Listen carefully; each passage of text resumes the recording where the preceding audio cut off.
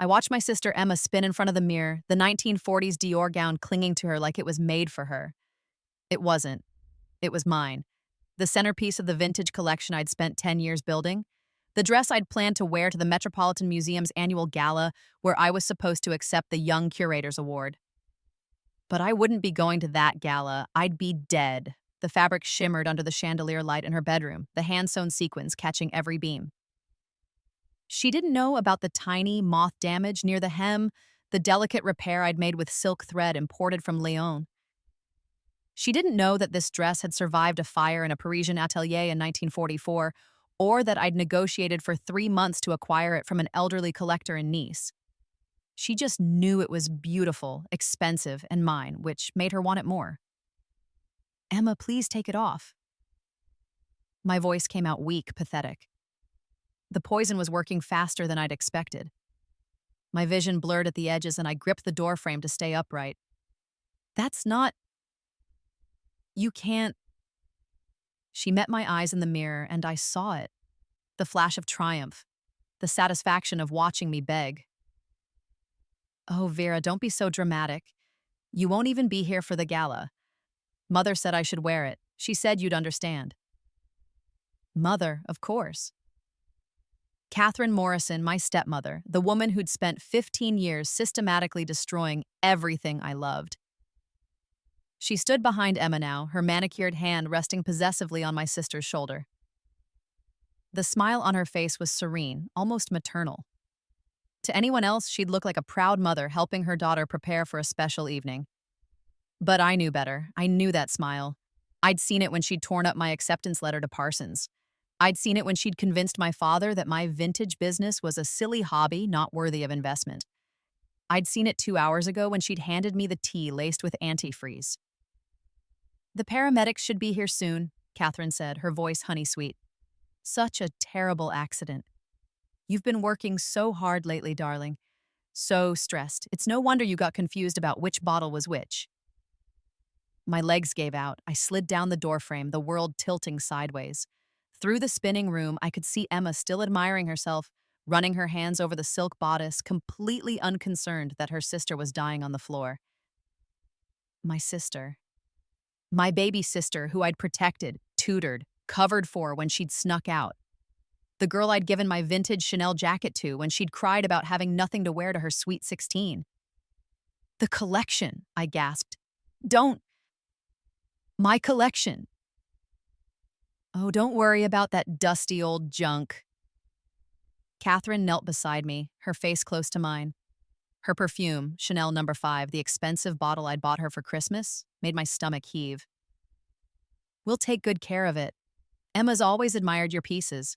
She'll get so much more use out of them than you ever did, locked away in that temperature-controlled closet of yours." Such a waste.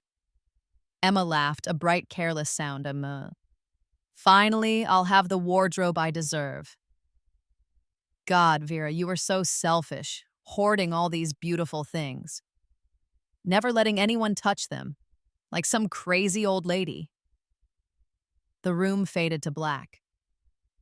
My last thought was of my collection, 500 pieces, each one carefully selected, authenticated, restored. A decade of work, my life's passion, and they were going to strip it apart, wear my treasures to brunches and gallery openings, probably ruin half of them in a single season.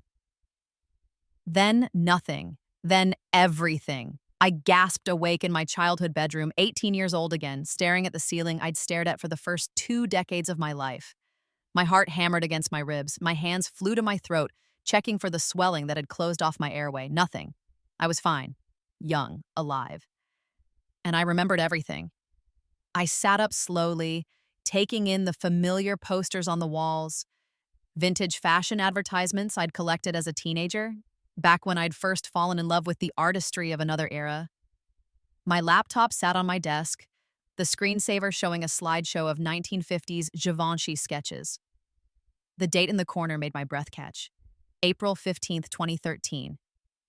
10 years ago. 10 years before Emma would spin in my Dior dress while I died on her bedroom floor. The door burst open. "Vera, are you awake? You're going to be late for school." Catherine. But not the Catherine who'd murdered me. This Catherine was 42, not 52. Her face was tighter, her hair a different shade of blonde, her designer suit a Prada she'd bought with my father's money instead of the Armani she'd graduate to later. But her eyes, those were the same. Cold, calculating, already assessing how I might be useful or inconvenient to her plans. Behind her, Emma peeked into the room, 13 years old, still baby-faced, wearing the private school uniform that cost more than most families spent on rent. She looked innocent, almost sweet. I remembered thinking she was sweet once. Before I'd caught her going through my jewelry box, before she'd borrowed my vintage Hermes scarf and returned it with a cigarette burn, before she'd stood there wearing my dress, watching me die. "I'm not feeling well," I said, testing my voice. It came out steady, young, nothing like the desperate rasp of my final moments. "I think I need to stay home." Catherine's expression soured. "Nonsense. You have that presentation today in European history, the one worth 30% of your grade. Get up, get dressed, stop being dramatic." The presentation. I'd forgotten about that. In my first life, I'd given that presentation hungover and unprepared because Emma had thrown a party the night before and I'd spent hours cleaning up so Catherine wouldn't punish her. I'd gotten a C, which had dragged down. My GPA, which had contributed to Catherine's argument that I wasn't serious enough for fashion school. Not this time. "You're right," I said, swinging my legs out of bed. "I wouldn't want to disappoint anyone." Catherine looked suspicious but nodded. "Good, and wear something appropriate. Your father's bringing clients home for dinner tonight. I need you to make a good impression." After she left, I stood in front of my closet.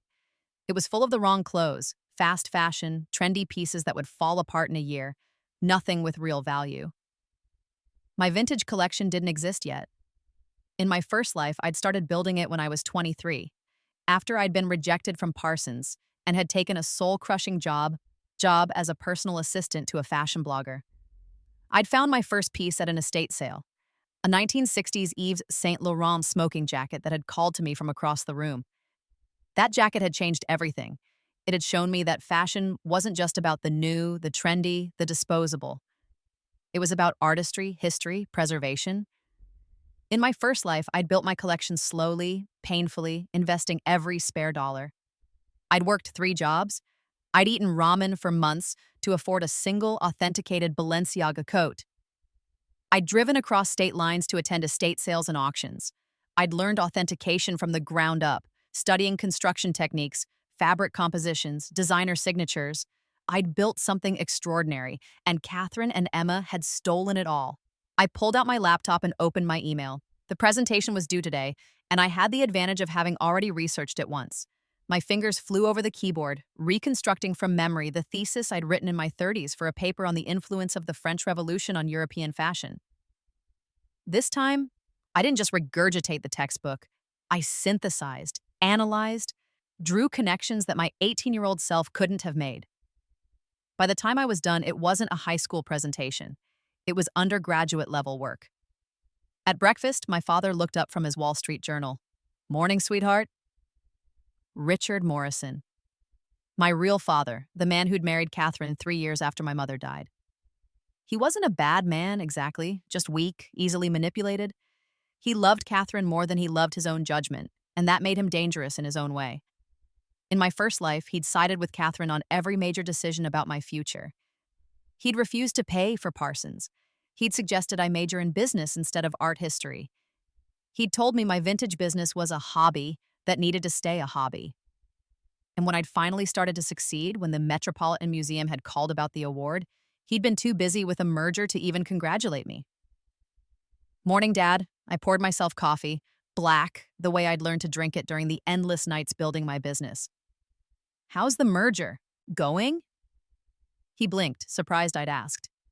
"It's complicated. Tech acquisitions always are. How do you know about that?" "I pay attention." I sat down across from him, meeting his eyes. "Morrison Capital is acquiring a startup, right? Some kind of social media analytics platform?" His surprise deepened. "Yes, how?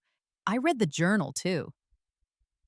I didn't. Not at 18, but I'd read it religiously in my 20s and 30s, studying the financial pages, learning how money moved so I could move with it. That's the future, isn't it? Data, social media. Everyone's going to want to know what people are saying about their brands online. Catherine set down her orange juice with a sharp clink. Vera, your father doesn't need a child's opinion on his business dealings. I'm not a child. I'm 18. I kept my voice level, pleasant. And I'm interested. Dad, what's the company called? Social Scope. He folded his newspaper, actually engaging with me for the first time in months. They've developed algorithms that can predict trending topics before they go viral. Very innovative, very risky. Social Scope. I remembered that acquisition. In my first life, it had seemed like a vanity project. Morrison Capital throwing money at the new tech boom. But by 2020, Social Scope's algorithms had become industry standard. Every major corporation used their analytics. The platform had gone public in 2018, and Morrison Capital's early investment had paid out 100 times over.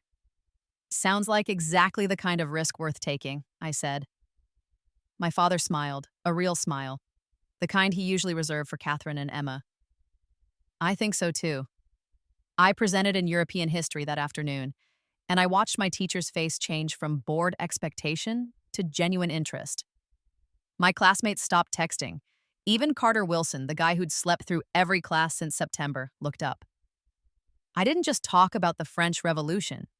I connected it to the present, to the way social upheaval always transforms how we dress, how fashion becomes a language of resistance and power.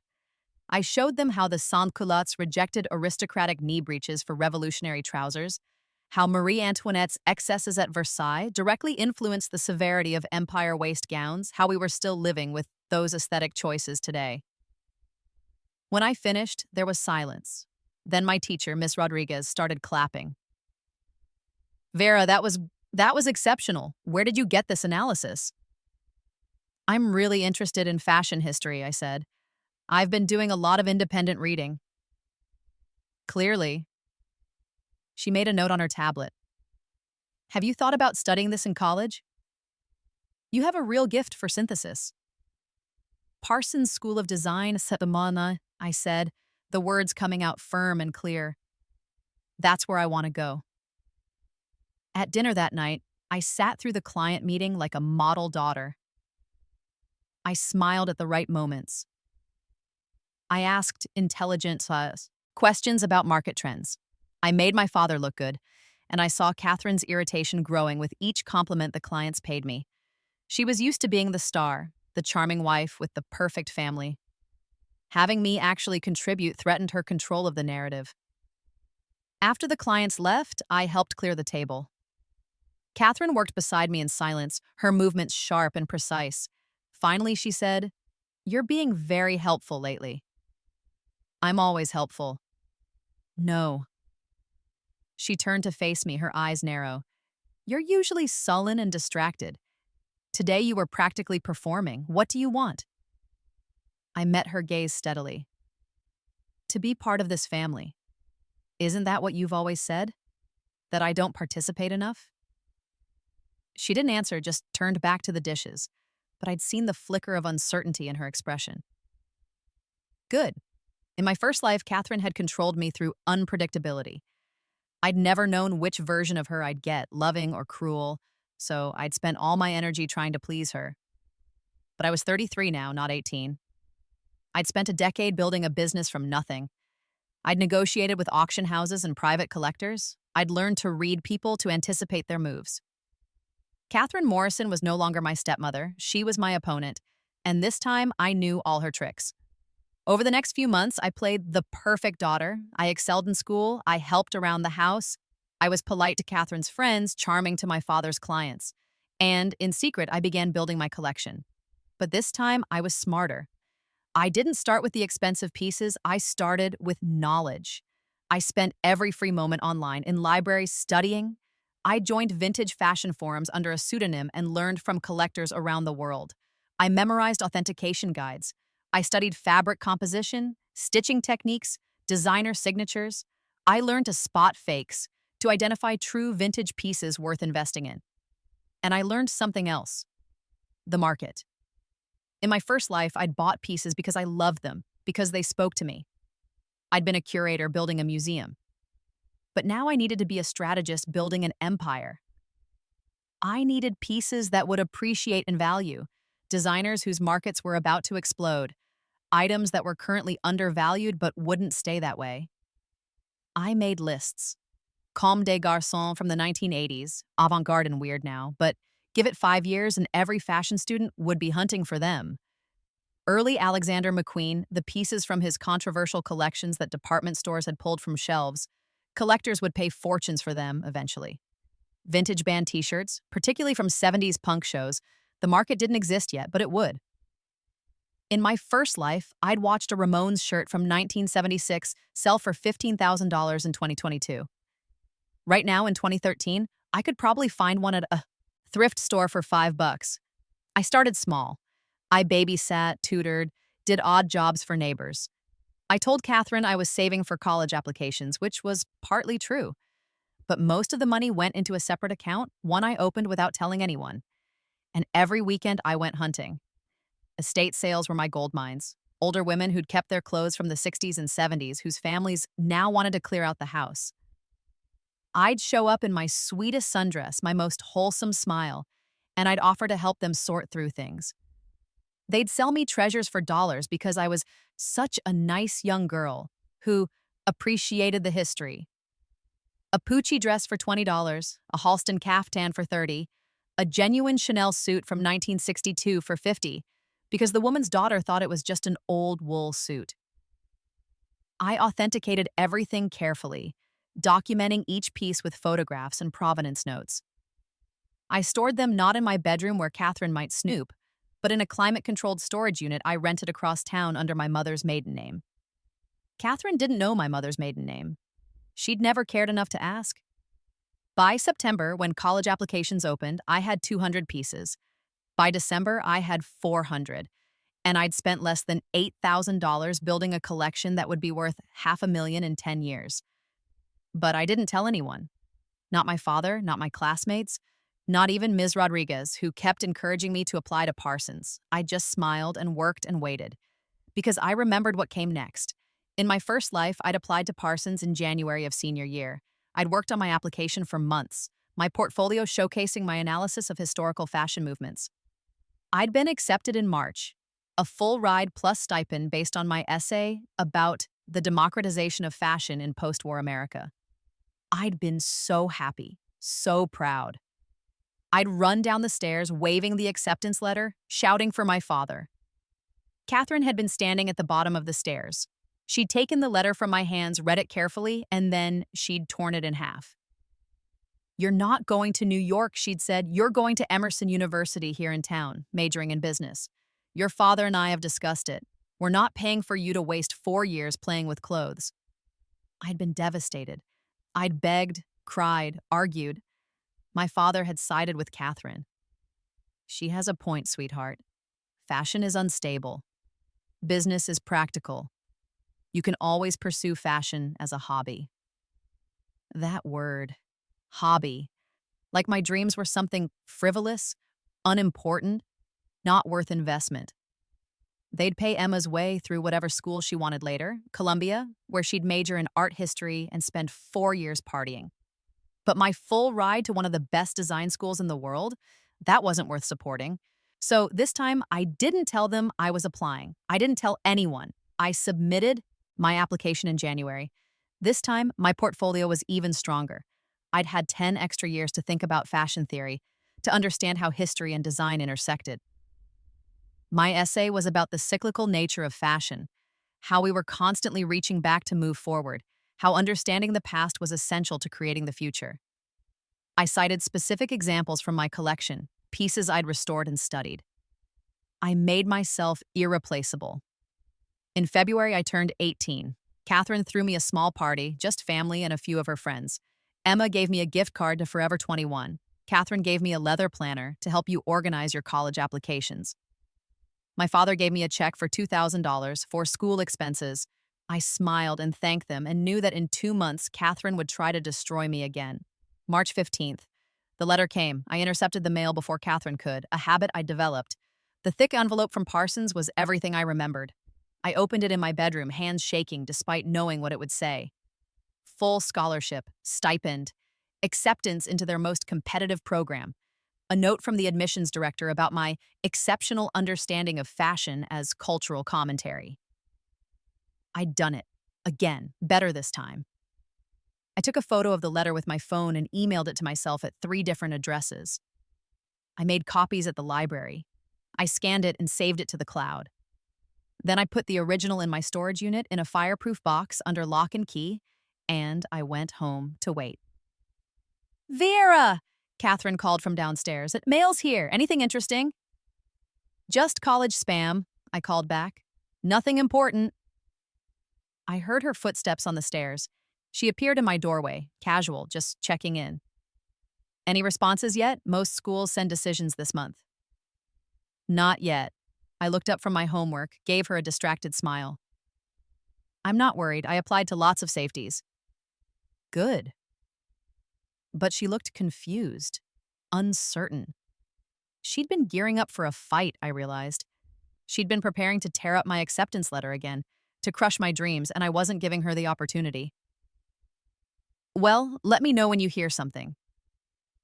That weekend, Emma came into my room while I was studying. She was 16 now, fully settled into her role as the golden child. Pretty in that conventional way that made adults call her such a lovely girl. She'd learned Catherine's smile, that fake sweet expression that hid calculation. Can I borrow something? She asked, already heading for my closet. Borrow what? I don't know, whatever. I have a date tonight and everything I own is boring. In my first life, I'd let her paw through my clothes regularly. She'd returned things stained, ripped, lost. I'd told myself it was sisterly, generous. I'd wanted her to like me so badly that I'd let her walk all over me. No, I said. She froze. What? No, you can't borrow my clothes. Her eyes narrowed. Don't be a bitch, Vera. It's just a shirt or something. I said no. I stood up, walked to my closet, and stood in front of it. These are my things. You have your own clothes. My clothes are cheap. Mom never buys me anything good. She spends all her money on you, your school, your college applications. I almost laughed. Almost told her that Catherine had never spent a penny on me, that she didn't absolutely have to, that every expense she complained about was either my father's money or my own. But I didn't. I just smiled. Then I guess you'll have to wear something cheap. She stared at me like I'd slapped her. Then her face crumpled in that practiced way, tears springing to her eyes. I'm telling Mom you're being mean to me. Go ahead. She did, of course. 10 minutes later, Catherine was in my room, her face tight with fury. But what is wrong with you? Emma just wanted to borrow a shirt. Why are you being so selfish? They're my clothes. Your family. Family shares. Then Emma can share her things with me. I met her eyes. I'd love to borrow that new Marc Jacobs bag you bought her last week. Or those Tory Burch flats. Catherine's mouth opened, then closed. We both knew Emma would never share, would scream and cry if anyone touched her precious things, but she was allowed to be possessive. I wasn't. You've changed, Catherine said finally. You used to be such a sweet girl. Now you're cold, calculating. I grew up, I said, as some... Isn't that what you wanted?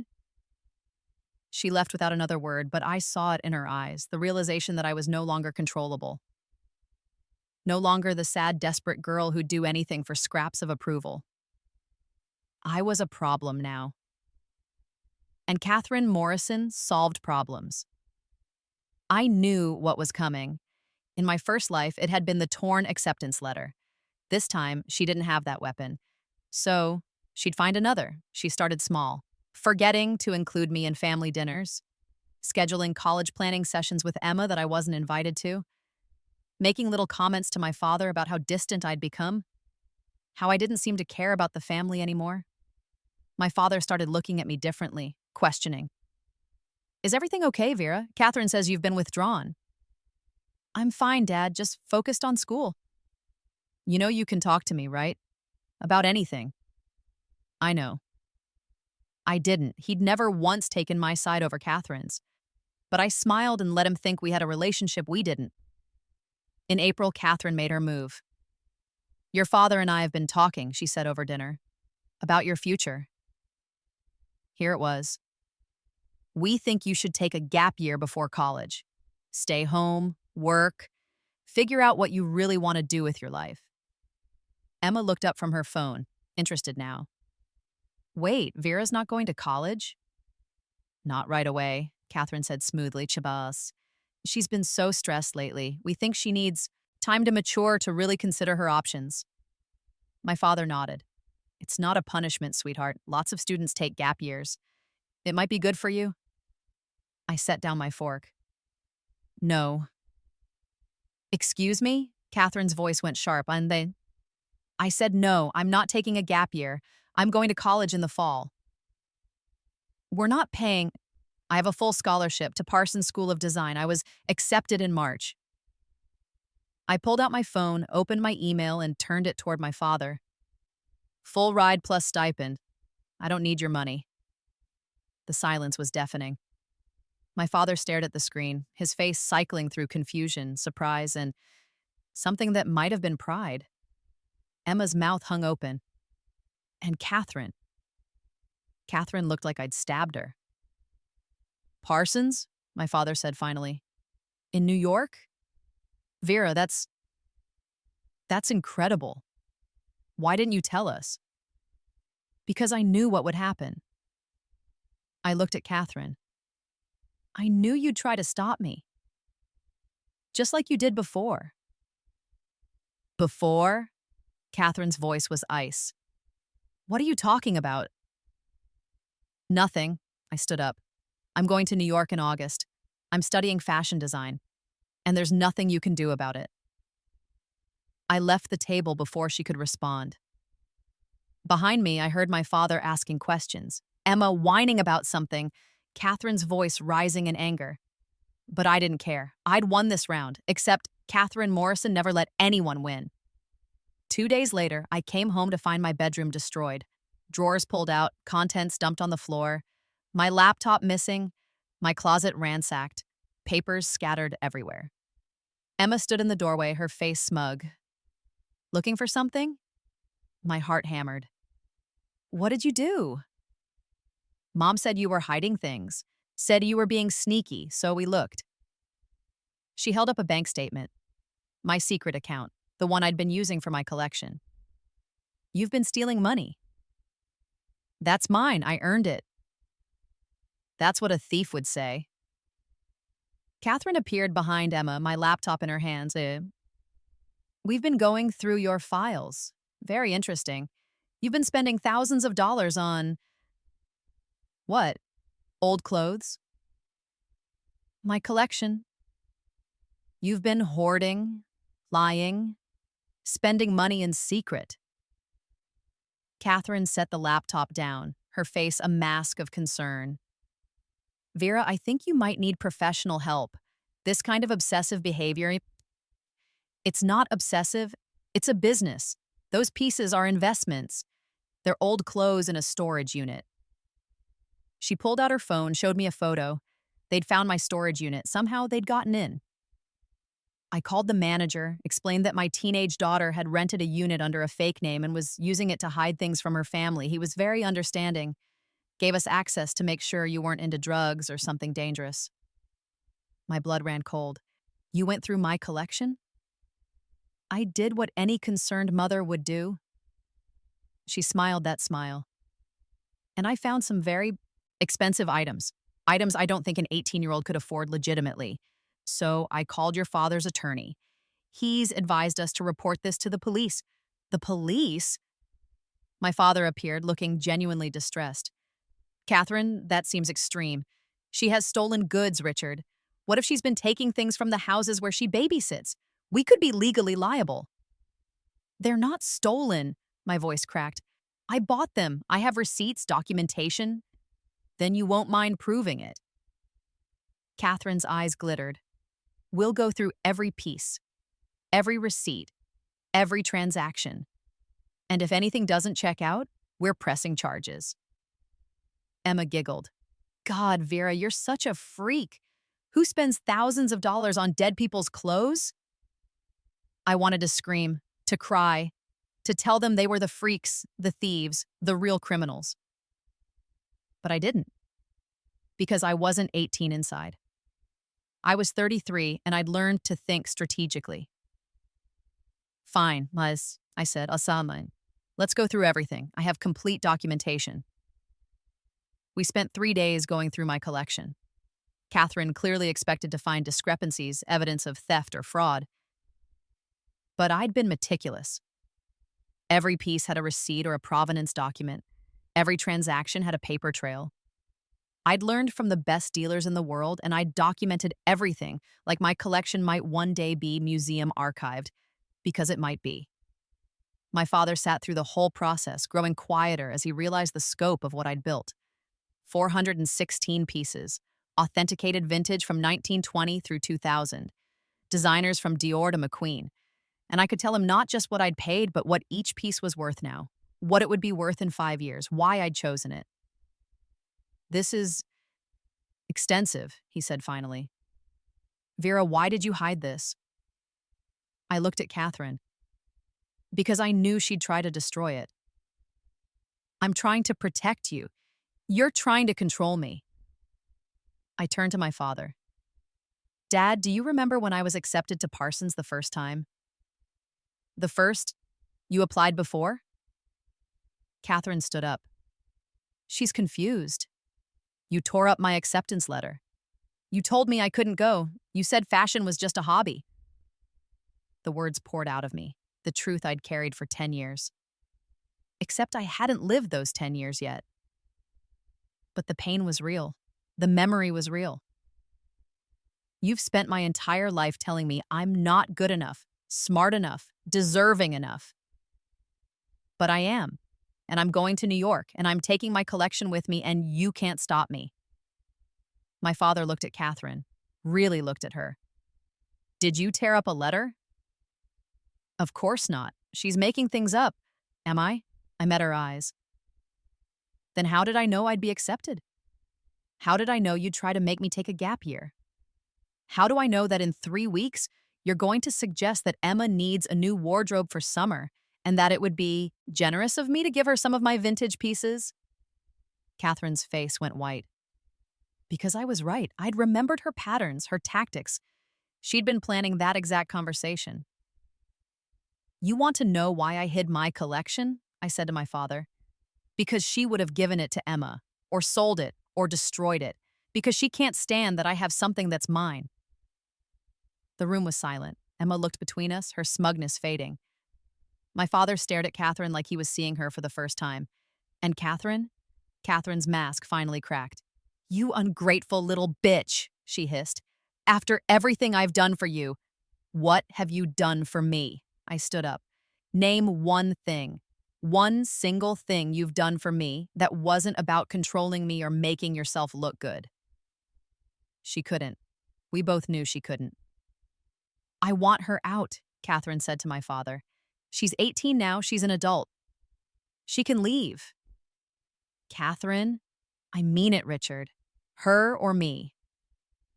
I looked at my father, waiting. In my first life, he'd chosen Catherine. He'd asked me to apologize, to try harder, to be understanding of how difficult it was to blend families. I'd stayed, miserable, until August. I'd gone to Emerson instead of Parsons. I'd lived at home and watched Catherine and Emma take over my life piece by piece. My father met my eyes, and for the first time in 15 years, he made the right choice. Vera stays, he said quietly. She's my daughter. This is her home. And if you can't accept that, then maybe we need to talk about whether this marriage is working. Catherine stared at him in shock. Then she turned and walked out, Emma scurrying after her. I heard their footsteps on the stairs, the slam of Catherine's bedroom door. My father and I sat in the wreckage of my room. Finally, he said, I'm sorry. For what? For not seeing, for not Protecting you. He looked at the collection spread around us, hundreds of pieces of history and artistry. How long have you been building this? Since January. You did all this in 4 months? I knew what I was looking for. I started carefully repacking a 1950s cocktail dress. I've been studying fashion history for years. This was just applying what I'd learned. Why fashion? He sounded genuinely curious. What is it about old clothes that matters so much to you? I thought about how to explain it. Mom used to say that clothes tell stories, not just about the person wearing them, but about the time they lived in, the world they inhabited.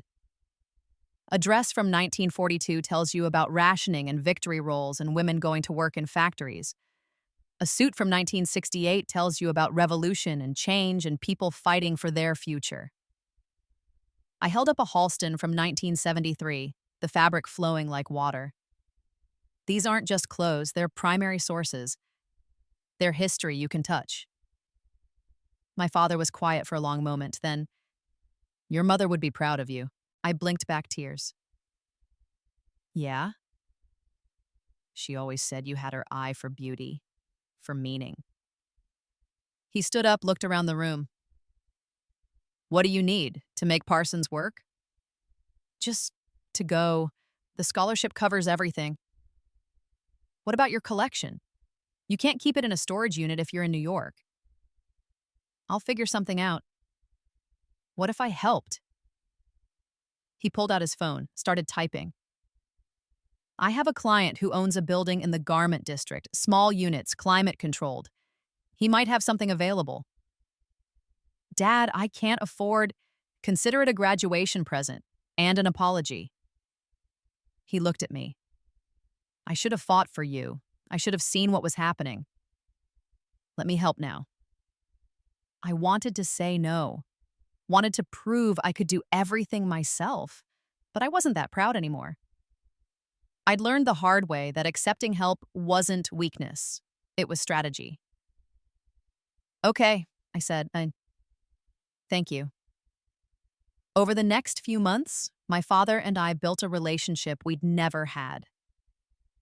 He was genuinely interested in my collection, in my plans, in my understanding of fashion as cultural artifact. He started asking me about trends, about what I thought would matter in 5 years, 10 years. And slowly, I started telling him about the market, about the pieces that were undervalued now, but wouldn't be soon.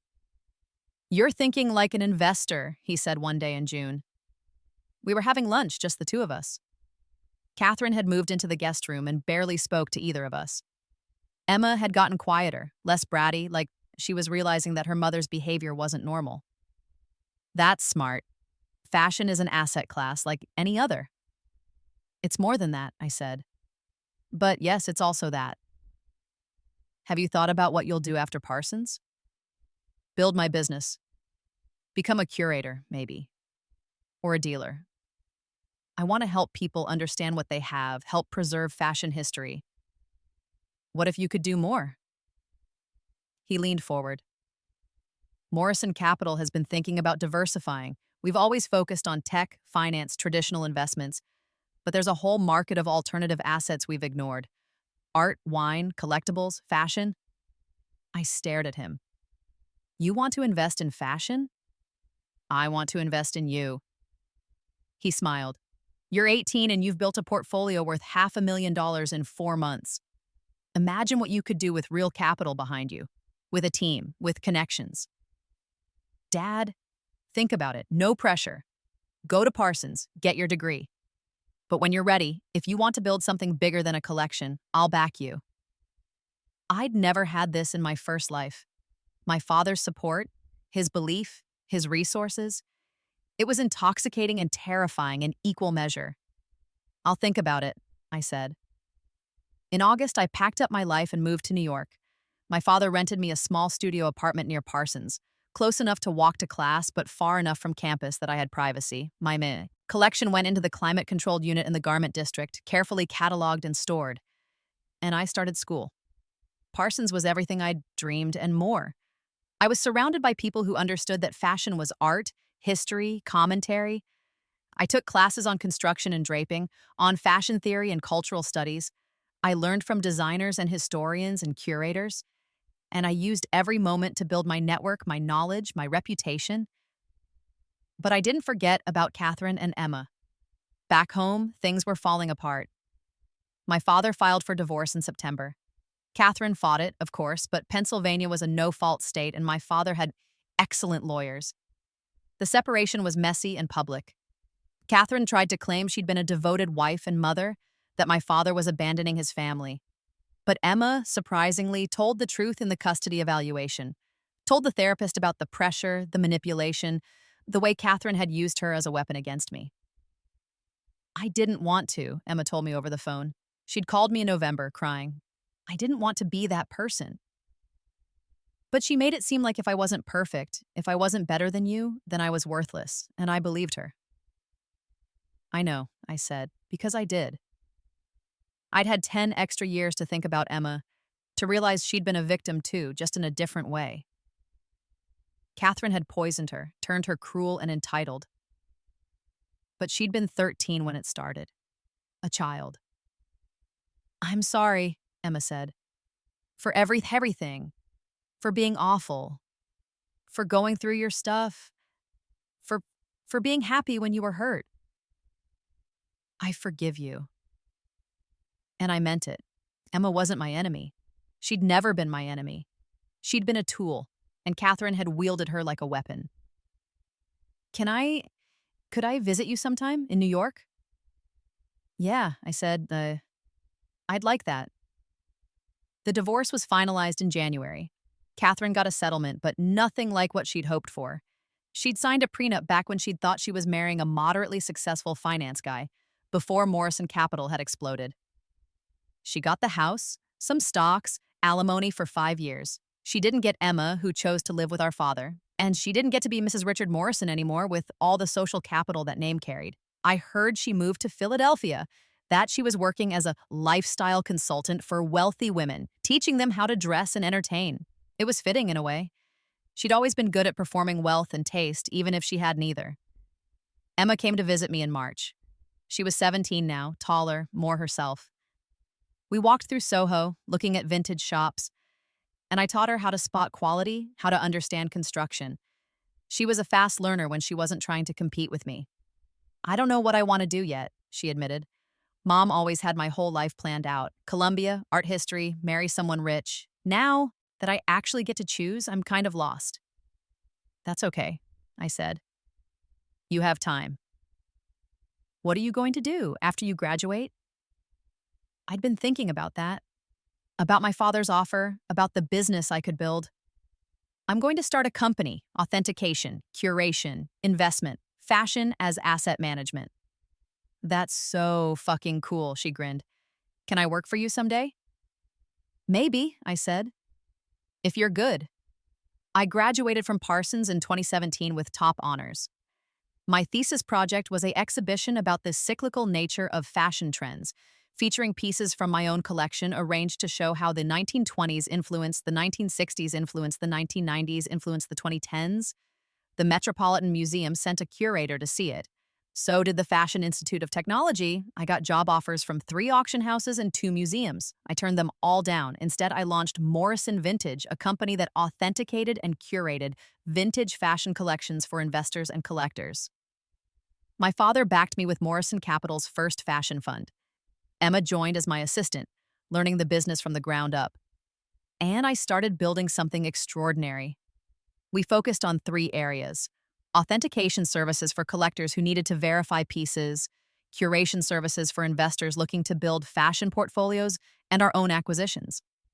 I used everything I'd learned from my first life and my second to identify pieces that would appreciate, designers who were undervalued, trends that would resurge. We bought early McQueen, Margiela, Kawakubo. We invested in vintage Levi's and band t-shirts before the streetwear boom. We acquired archives from closing boutiques and estates from dying collectors. And we grew. By 2020, Morrison Vintage was managing $50 million in fashion assets. By 2023, we'd authenticated pieces for every major auction house and museum in the country. We'd been featured in Vogue, WWD, The Business of Fashion. I'd given talks at FIT and Parsons and the Metropolitan Museum. And through it all, I kept building my personal collection. Not to hoard, but to preserve.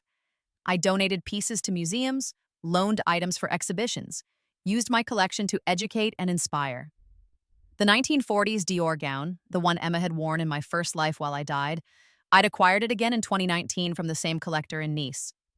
But this time, I'd had it fully restored by specialists at the Victoria and Albert Museum. It lived in a custom display case in my office, a reminder of where I'd come from and what I'd survived. In December 2023, the Metropolitan Museum called. They wanted to honor me with the Young Curators Award for my work preserving fashion history and making it accessible to new collectors. The gala was in April, exactly 10 years after I'd been reborn. I wore a different vintage dress this time, a 1955 Cristobal Balenciaga, structured and dramatic, a work of architectural genius. Emma helped me zip it up, in my apartment, now a sprawling loft in Tribeca with temperature-controlled closets for my expanded collection. "You look like a queen," Emma said. She was 23 now, poised and professional, working on her MBA at Columbia while running Morrison Vintage's social media and marketing. She'd turned out nothing like the Emma from my first life. She was kind, hardworking, humble. She'd apologized 100 more times over the years, and I'd forgiven her 100 times. Because people could change. People could grow. "You look pretty good yourself," I said.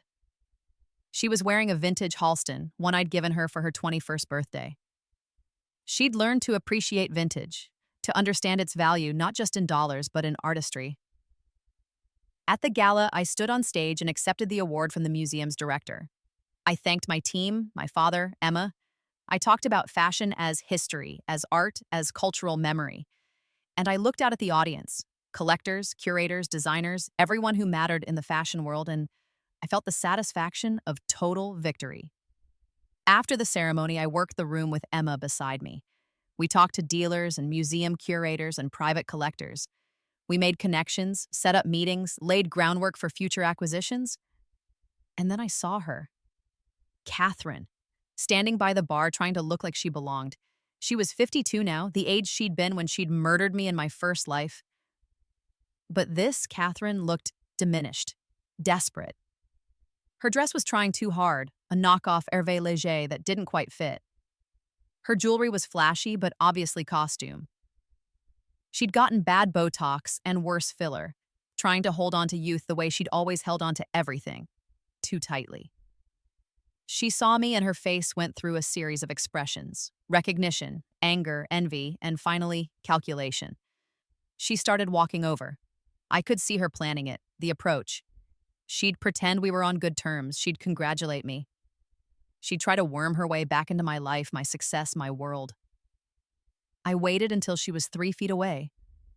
Then I turned my back and walked in the other direction. "Vera!" she called. "Vera, wait!" I kept walking. Emma glanced at me, questioning. I shook my head. We didn't need to engage. We didn't need to acknowledge her at all. Behind me, I heard her voice rising, getting desperate. "Vera, I'm talking to you. After everything I did for you." Security was there in seconds. The Metropolitan didn't tolerate disruptions. I heard the polite but firm request for her to leave. The protest. The eventual removal. "Was that?" Emma said. "Yeah." I picked up a glass of champagne from a passing waiter. "That was Catherine." "Should we?" "No." I sipped the champagne. "We shouldn't." We stayed at the gala until midnight, then took a car back to my loft. Emma crashed in the guest room like she did most weekends now. We'd become close over the years, real sisters instead of the twisted, broken thing Catherine had made us. She was my business partner, my friend, my family. The next morning, my phone buzzed with a Google alert. I'd set it years ago, a way to track mentions of my name and business. But this wasn't about Morrison Vintage. It was about Catherine. She'd been arrested at the gala. Apparently, she'd tried to steal a vintage clutch from another guest's table when security was escorting her out. The guest was a Qatari princess. The clutch was a Judith Lieber worth $30,000, and the princess was not interested in being understanding. I read the article twice, then showed it to Emma over coffee. "Oh my God," Emma said. "She's really just fallen completely apart. Yeah, I didn't feel triumphant, just tired. She has. The case made the news for a few weeks. Catherine's lawyer tried to argue that she'd made a mistake, that the clutch had looked like hers, that she'd been confused. But security footage showed her deliberately taking it, concealing it in her bag. The princess pressed charges. Catherine was convicted of theft and assault. She'd pushed a security guard on her way out. She got 3 years probation, community service, and a criminal record. Her lifestyle consulting business evaporated. Her clients didn't want to be associated with someone who'd been arrested at a Met Gala for stealing. She lost her house in foreclosure that fall. I heard through Dad that she'd moved to a small apartment in North Philadelphia, was working retail at a department store. She'd gone from Mrs. Richard Morrison, queen of mainline society, to a convicted thief selling handbags to women who wouldn't have looked at her twice in her old life. Emma wanted to feel bad for her. "She's my mom," she said. "I know she's awful, but—" "You don't owe her anything," I said gently. "She made her choices. She's living with the consequences." "Did you know she'd be at the gala?" "No." That was true. But I'm not surprised she tried to crash it. She's always been drawn to wealth and status. "It's sad," Emma said. "She could have just been happy for you. She could have been proud. Instead, she just destroyed herself trying to hurt you." "That's always been her problem," I said. "She couldn't stand for anyone else to succeed, especially not me." We didn't hear from Catherine again. She faded from our lives like she'd never been there. Just a bad memory, a cautionary tale, a chapter we'd closed. Morrison Vintage continued to grow. By 2024, we'd opened a gallery space in Soho, hosting exhibitions and authentication events. By 2025, we'd expanded to include menswear and launched a digital archive project, scanning and cataloging vintage fashion for researchers and students. We'd authenticated pieces for the Oscars, the Met Ball, museum exhibitions around the world. And my personal collection, now numbering over 2,000 pieces, was scheduled to be donated to a new fashion history center at the Metropolitan Museum upon my death. But I wasn't planning to die anytime soon. I was 33 again, in the best shape of my life, living in the future I'd been denied the first time around. In November 2025, Emma got into Harvard Business School. She'd applied on her own, funded by her salary from Morrison Vintage and a scholarship based on her work in fashion business. She was leaving in January, going to Boston to get her MBA properly. "Are you sure you want to do this?" I asked. "The business will be fine," she said firmly. "You've built an incredible team, and I need to do this for myself. I need to prove I can succeed on my own merits, not just because I'm your sister." I understood that. "Come back when you graduate. We'll make you a partner." She hugged me. "Thank you for everything, for forgiving me a chance to be better." "You made yourself better," I said. "I just gave you the space to do it." On a cold Tuesday in November, exactly 10 years after I'd died and been reborn, I stood in my office looking at the Dior gown in its case. The dress that had started everything. The dress Emma had worn while I died, that had become the symbol of everything I'd lost and reclaimed. My assistant knocked on the door. "Ms. Morrison, you have a visitor." "I don't have any appointments. She says she's your stepmother, Catherine Morrison. She's asking to see you." I should have said no. Should have had security remove her like the Met had, but curiosity got the better of me. "Send her in." Catherine had aged badly in the year since I'd last seen her. She looked older than 53, worn down by circumstances. Her clothes were cheap, her hair needed color, her manicure was chipped. She looked at my office, at the soaring ceilings, the gallery quality displays, the visible evidence of my success. And something in her face crumpled. "Hello, Catherine," I said. Neutral, giving her nothing. "Vera," she tried to smile. "You look well. What do you want?" I wanted to apologize." The words sounded rehearsed. "For everything, for how I treated you. I was wrong. I was jealous and cruel, and I'm sorry." I waited. There was more. There was always more with Catherine. I'm struggling, she said. I made mistakes and I'm paying for them. I lost everything, my reputation, my home, my future. And I thought, maybe you could help, just a loan to get back on my feet. I could work for you, maybe. I know fashion. I have connections. No. Vera, please. No. I stood up. You don't get to do this. You don't get to destroy my life and then come asking for help when yours falls apart. I said I'm sorry. You're not sorry. You're desperate. There's a difference. I walked to the window, looked out at the city I'd conquered. Do you remember what you told me when I was dying? When Emma was wearing my Dior dress and you'd poisoned me? Catherine went white. What are you? You said my collection was dusty old junk. That Emma would get more use out of it. That I was selfish for not sharing. I turned to face her. Well, I shared. I built a multi-million-dollar company sharing fashion history with the world. I employ 27 people. I've donated over 100 pieces to museums. I've made vintage fashion accessible and valuable in ways you could never imagine. And I did it all without you. I don't understand. You never will. I walked to the door, opened it. My assistant will show you out. Don't come back. She tried to argue, to plead, to manipulate. But security was already there, politely but firmly escorting her away. I watched her go, this woman who'd ruined my first life and failed to ruin my second. She'd tried to destroy me, and instead she'd destroyed herself. And I felt nothing. Not triumph, not satisfaction, not even pity, just emptiness where she used to live in my head. That evening, I met Emma and my father for dinner at a restaurant in the West Village. Dad was 67 now, thinking about retirement.